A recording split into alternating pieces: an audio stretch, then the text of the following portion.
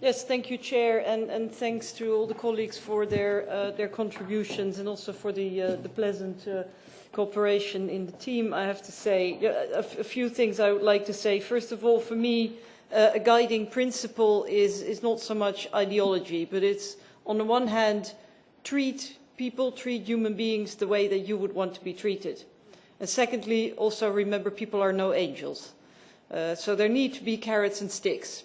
But the very first thing is that we need to give people a standard of living that we consider to be dignified. And let's face it, colleagues, there are many refugees living in conditions at the moment that we consider to be substandard, to say the very least. I find images of people in winter conditions living in tents, which barely deserve the name tents, in Europe. I find that shameful. Secondly, I think it's also very important that we, not just this report, but the whole reform of the asylum system is very, very important, because I firmly believe that the European Union needs to equip itself with a proper asylum policy in order to be independent from third countries. We've all seen how difficult the relations with Turkey have been. I find it deeply uncomfortable to have to rely on such an unstable and increasingly undemocratic government. Of course you have to work with other countries, but we need to be able to receive people here and integrate them in the best possible way. Thirdly, this directive is about applicants for international protection. It is emphatically not about labour migration. I think there we all agree. But we also need to recognise that in the absence of any proper avenues for legal labour migration, people will try to abuse the system. I mean, that's what people will want to do, and you can barely blame them. They're not criminals because they're trying to improve their living conditions. However, the asylum system has not been designed for labour migration, and that is why your report about the blue card is so important. We urgently, in parallel to the asylum system, need to create legal avenues for labour migration. And what I always find a bit paradoxical is that those who are most vocal in criticising people for abusing the asylum procedure are also the ones who don't want to talk about legal avenues for migration. I mean, you can't have it both. On secondary movements, we all agree that we want to limit secondary movements. And then the question is, do you use the carrot or the stick approach? You always need some sticks, and Mr. Halao, I mean, there are elements of sanctions in here. It's not as if people can do whatever they please and abscond and not make themselves available for the procedure without any consequences. That's simply not true. There are restrictions of freedom, there is the possibility of detention, but we do feel that it has to be reasonable and proportionate and most of all effective. And we get to see, or let's say on the basis of the information that we get, it is very obvious that secondary movements are mainly a result of push factors.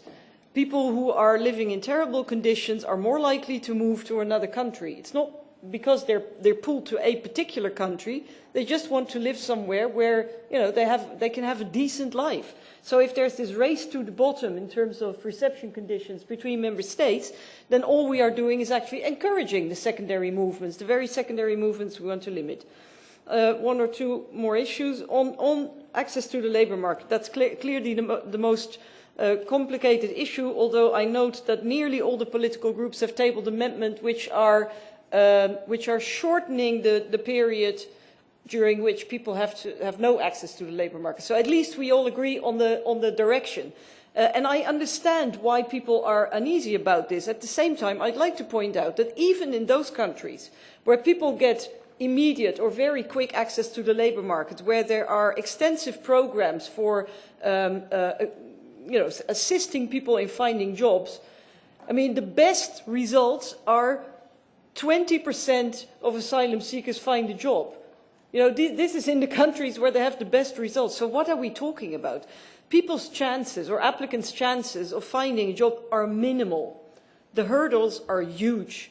So all we're proposing is to reduce the hurdles a little bit and maximise the minimal chances. That's all we're doing. We're not talking here about massive influx of people in the labour market. I mean, even if you can achieve an increase of 10% to 15% of people finding a job within a time span of 1 or 2 years, I mean, that would already be an advantage, because everybody who has a job is independent, doesn't rely on social security, is less likely to get into trouble. So I think we all have an interest in getting people to work ASAP. 2 more remarks. One, I think also a principle that we didn't actually decide upon from the start, but I can sense that this is emerging from the talks, is kind of the idea of equal treatment with nationals. So not worse, not better, and I think that's useful. And finally, I'd also like to point out that we always need to keep in mind that our final report, as we're going to vote it in plenary, will not be the result of the trilogues. And although I wholeheartedly support and commend the Maltese presidency for the excellent work it's doing, we all know that there are some member states who are going to push the position of the Council in exactly the opposite direction. So I think we also need to consider that. We are voting on our principles here, our convictions, what we believe in. At the same time, we also know that we're going to enter into negotiations where the Council is going to take an extreme position. So it's not as if what we will vote will be the outcome. I think we need to keep that in mind.